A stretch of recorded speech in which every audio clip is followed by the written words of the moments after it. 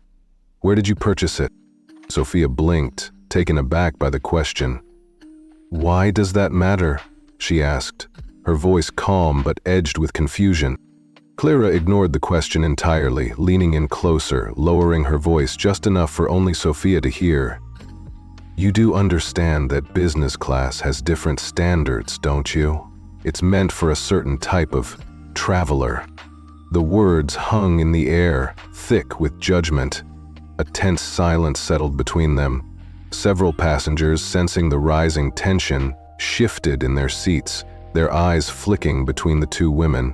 Some were uncomfortable, others simply curious, their whispers barely audible but dripping with the weight of what was unfolding.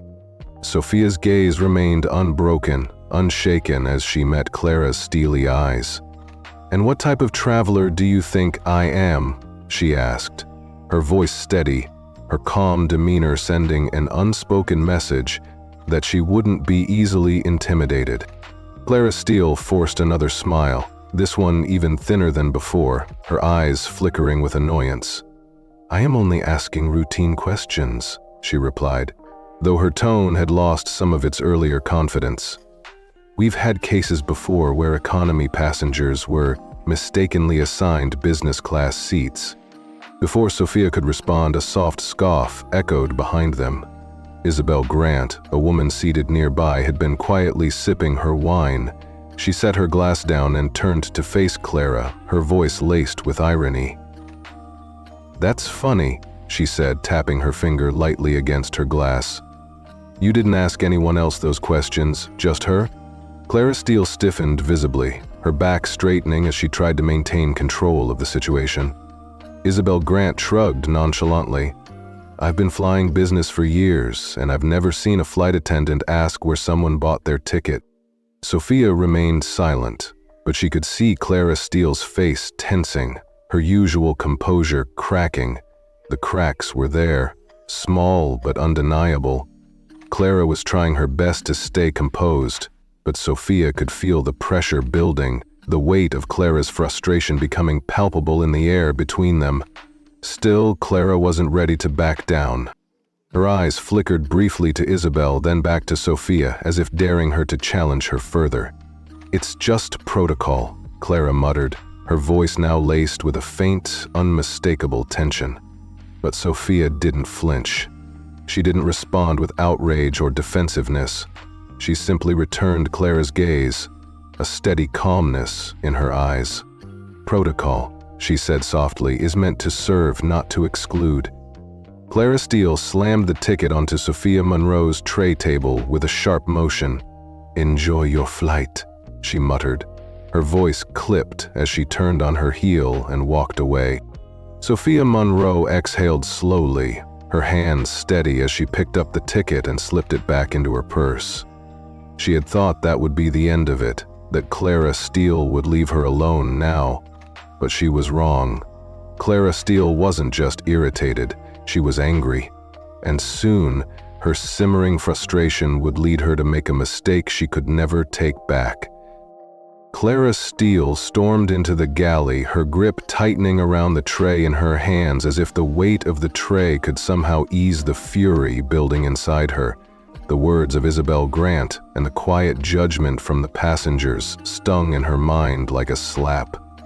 She could still feel the weight of their eyes, and it made her blood boil. She had been working this job for years, dealing with all kinds of people, yet today, one woman, a woman who clearly didn't belong in business class, was making her feel like she was in the wrong. Mia Taylor, a junior flight attendant, glanced up from where she was organizing refreshments. She could see the tension in Clara's face. "Something wrong?" she asked, her voice cautious, but she didn't push. Mia had worked under Clara long enough to know that when Clara was in one of her moods, it was best to keep her distance. Clara Steele let out a sharp breath, adjusting her posture, forcing a smile that didn't reach her eyes. "No," she muttered, trying to keep her voice even. "Just dealing with seating issues." But the bitterness in her voice was unmistakable.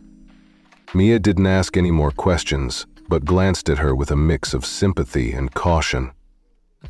Meanwhile, back in the business class cabin, Sophia Monroe sat with her hands folded calmly in her lap, staring out the window.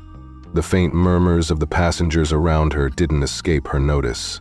She could feel the eyes on her, could hear the quiet whispers, the subtle judgment from the few passengers who still couldn't fathom her presence in this section.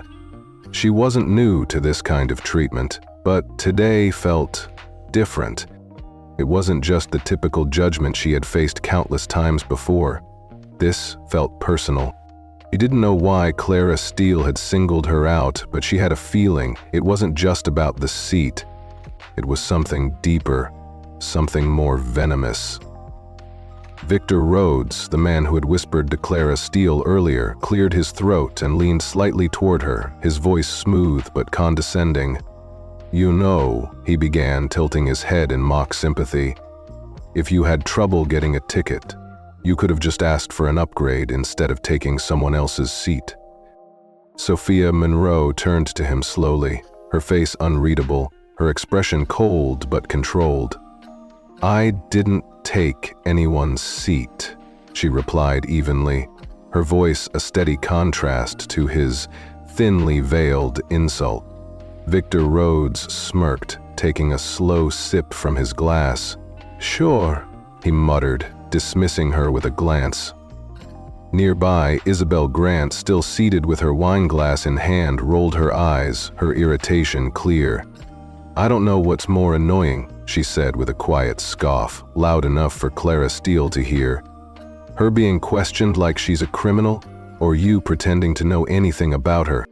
Clara Steele stiffened, but her frustration was now laced with a palpable discomfort.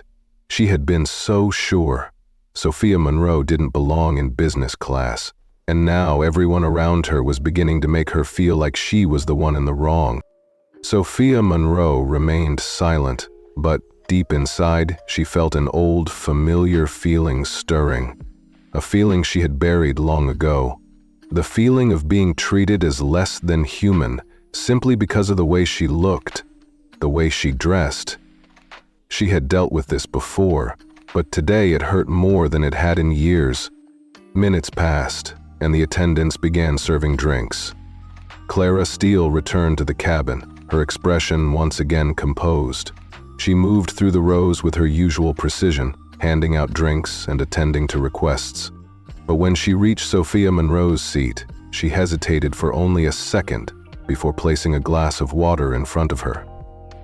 "There you go," she said, her tone unreadable, but the edge in her voice was still sharp. Sophia glanced at the drink, then back at Clara Steele. "Thank you," she said simply. Her voice was soft, but the weight of her words seemed to hover in the air, sharp and cutting. Clara Steele didn't respond. She turned away quickly, continuing her duties, but her mind was unsettled. She had been so sure that Sophia didn't belong here, that she was just a fluke in the system. But now Clara Steele had no proof. That made her frustration grow even more.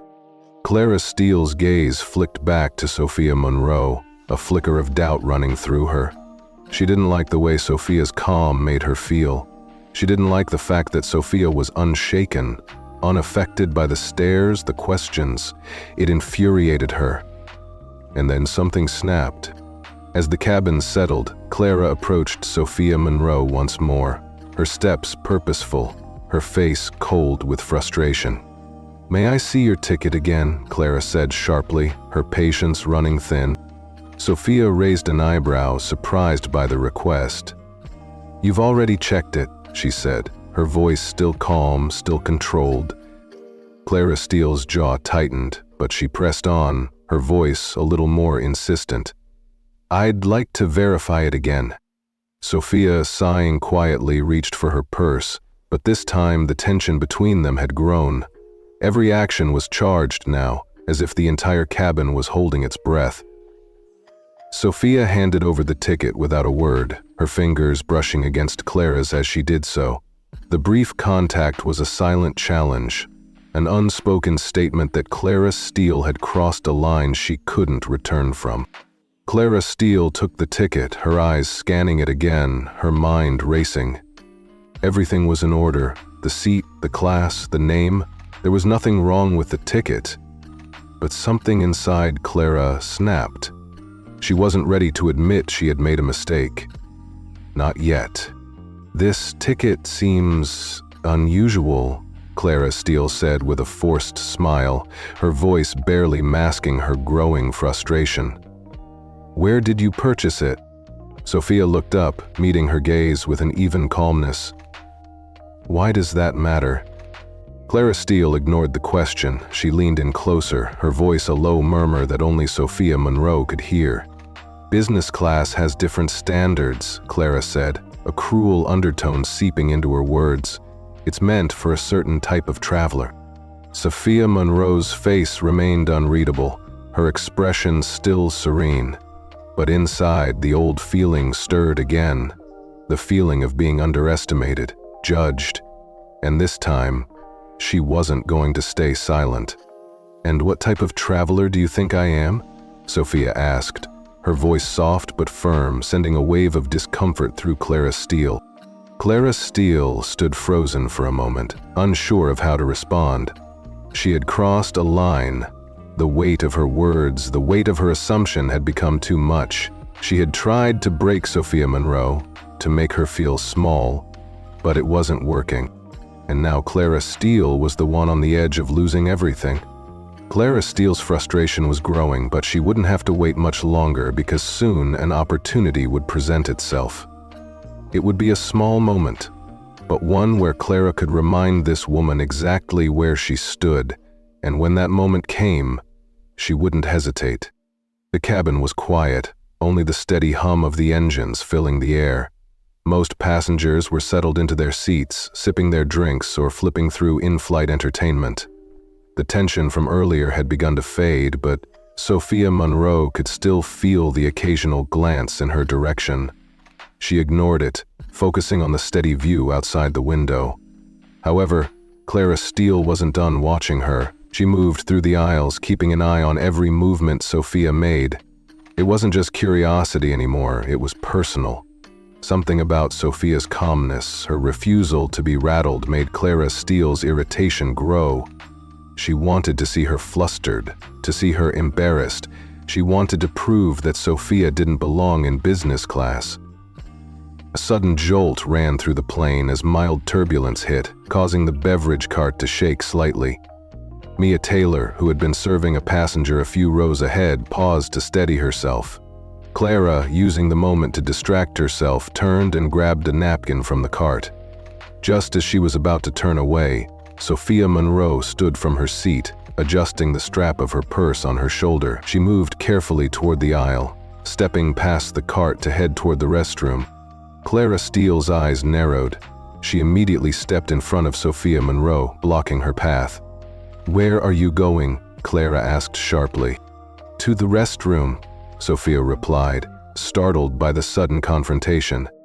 "The business class restroom is for business class passengers only," Clara Steele said, folding her arms, her voice dripping with authority. Sophia Monroe's brow furrowed. "I am a business class passenger." The air between them thickened. Passengers nearby turned their heads slightly, pretending not to listen, though clearly paying attention to the escalating exchange. Clara Steele let out a small, breathy laugh.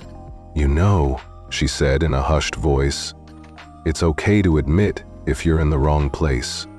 If you're more comfortable using the economy restroom, I can let you go there." Sophia Monroe exhaled slowly, her patience thinning. "I paid for this seat. I have just as much right to use this restroom as anyone else here."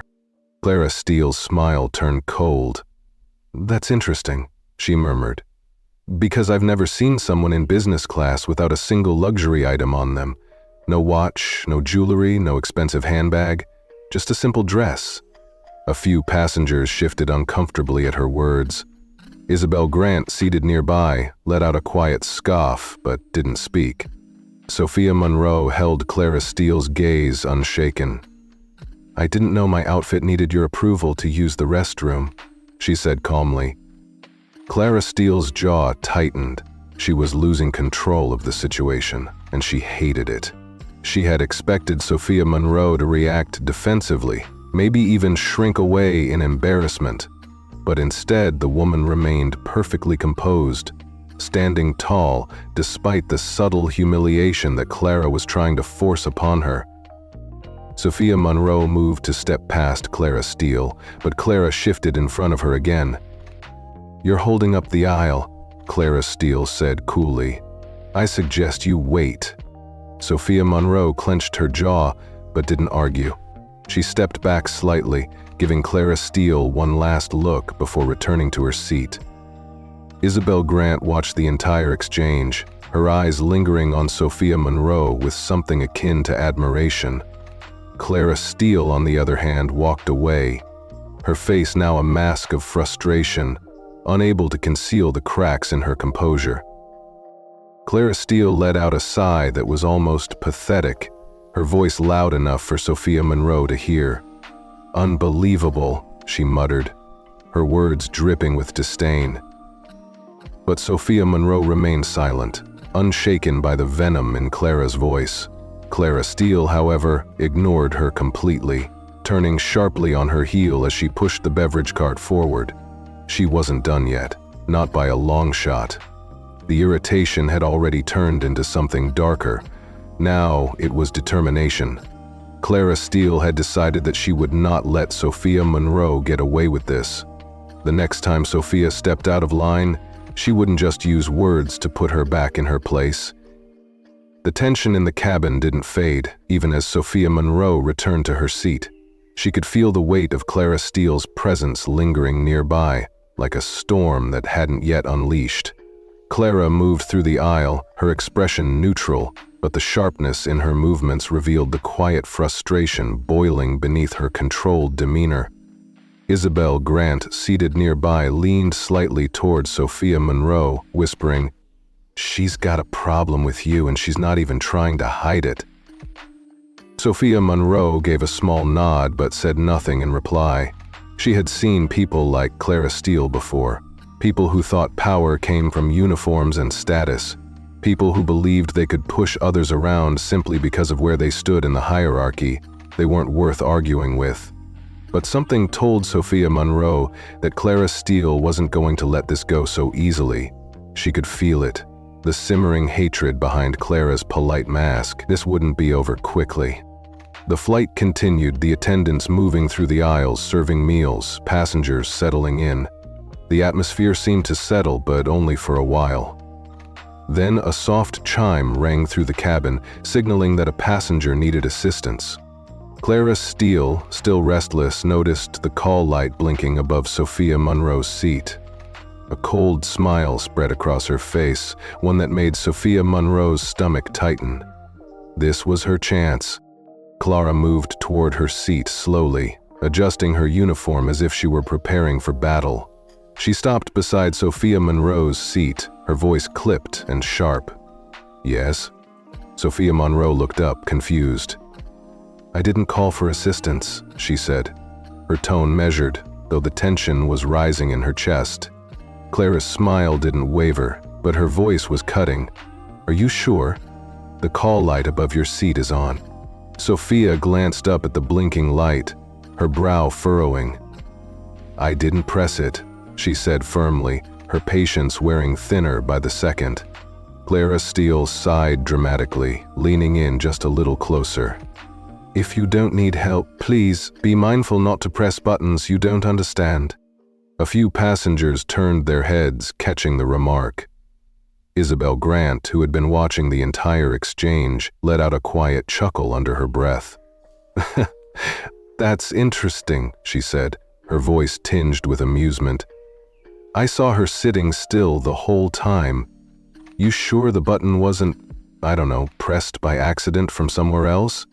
Clara Steele's expression didn't change, but the tension in her face was clear.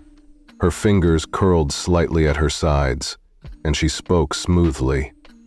"I don't make mistakes like that. If the light came from this seat, then it must have been pressed."